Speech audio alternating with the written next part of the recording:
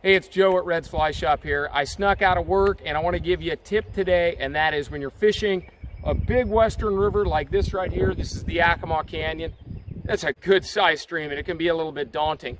But one tip is you want to keep things tight and stay close. As soon as we get a lot of line laid across a river like that, you get a lot of drag and generally a poor presentation.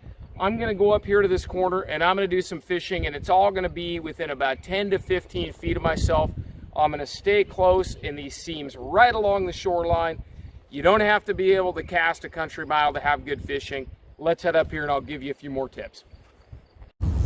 Okay, so that was the first cast. We hadn't even started the video yet, and I hooked the fish right off my rod tip.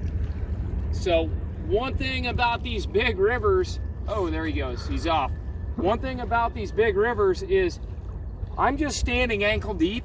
You don't have to be deep in the water to catch fish, and I think that's a real misconception, that you have to find areas to wade deep.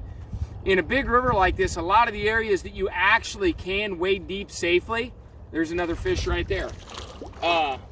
You gotta love it when they're that aggressive. Little guy, I'll take it any way I can get it. I bet you wish you were here right now. They're biting so good, they're eating a dragonfly. I better keep my fly out of the water. A lot of the areas in a river like the Yakima Canyon that you can actually wade deep enough to feel like you're fly fishing aren't very fishy. Those are flat gravel bars with no structure and no drop off and no ledges. So I encourage you, think about being up on the shore, think about being ankle deep. This river is flowing high and swift right now, but I'm just going to stay back and I'm going to fish right here under my rod tip. So I'll tell you what, I'll even throw another cast just on live video here, and we'll see what happens on this presentation.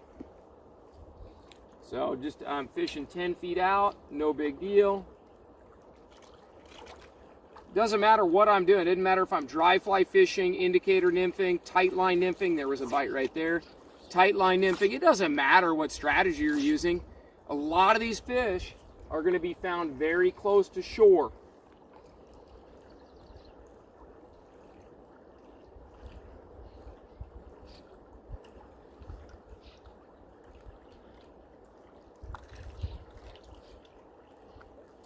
Oh, again, they're picking my pocket, man.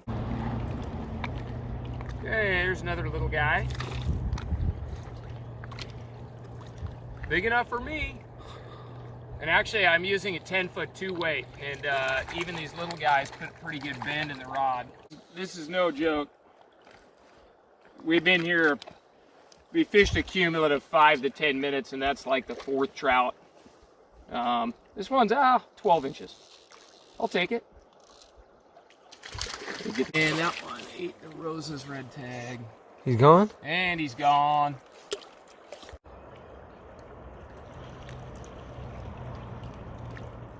Ooh, there was a bite. Come on. 2 bites. Gotta be faster. Dip, dip, dip, dip. Get down, get down, get down. There we go. There was a bite.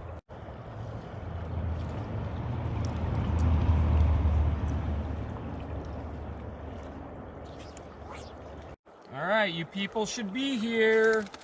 I haven't even had to get in deeper than my ankles. I'm just doing some nymph fishing right off this ledge, and I'm going to tell you exactly where I am. I'm like a 1/4 mile upstream from Red's Fly Shop. Right angle. There we go. Nice little trout on that Rose's red tag, little jig head nymph.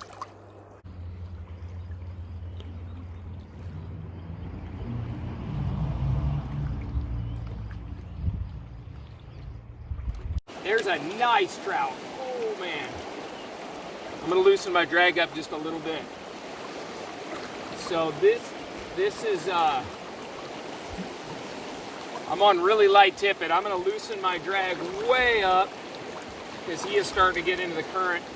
And I'm gonna run the line through my fingers for this guy. Are you kidding me? He just came unhooked, he didn't break off. So regarding that fish was right here in front of me. So we moved off of the rocky bank, we caught a bunch of smaller fish, and now I've moved in against one of these grassy banks. and this is the kind of bank the boats would be casting in right in front of me here, kind of right where I'm standing, and I'm just working my way along. That fish was literally 8 to 10 feet away. I would touch the water with my rod tip, but there might be another one there, so I'm going to go ahead and keep working my way down. But that was a nice big fat 16 to 17 inch type fish, and because the water is swift and I slipped in quiet, I'm able to get in tight on that fish. Well, I hope you learned something today about wade fishing a big, intimidating river like this one right here. Keep a short line to keep a tight line. Fish right off your rod tip and keep your casts very short. And don't be intimidated. I'm here wading ankle to shin and knee deep today, making very short casts, and I've had a wonderful hour of fishing that I snuck away from the fly shop today. Now the setup I'm using, it doesn't matter what kind of setup you use. You can indicator nymph, you can use a dry fly or a dry dropper nymph, or you can tight line Euro nymph like I'm doing here today. Either way, you can work these shorelines and have some success out here. So I have a 10-foot 2-weight Sage Euro style nymphing rod. I love this rod, especially for those really short casts where I need a lot of very connected control for fishing the bottom right off my rod tip. The flies that I've had the most success on today are called a Rosa's Red Tag and Violet Tag Nymph. They're on our online store, and there's probably a link to those in the video description, as long as I don't forget. And for my Euro nymphing setup, I've just got a Euro nymphing leader with a couple of whiskers I tied on there, and a Scientific Anglers Euro nymph kit, which I just attached to the end of one of the fly lines on a Lamson reel. Just as I jumped out of the rig today, I just threw that Euro nymph kit on the end of this reel and threw it on this rod. By no means is the fly line important when you have a Euro nymph kit line on the end. So that's my setup. I hope you guys found this useful. Get out here, do some wading, and enjoy yourselves.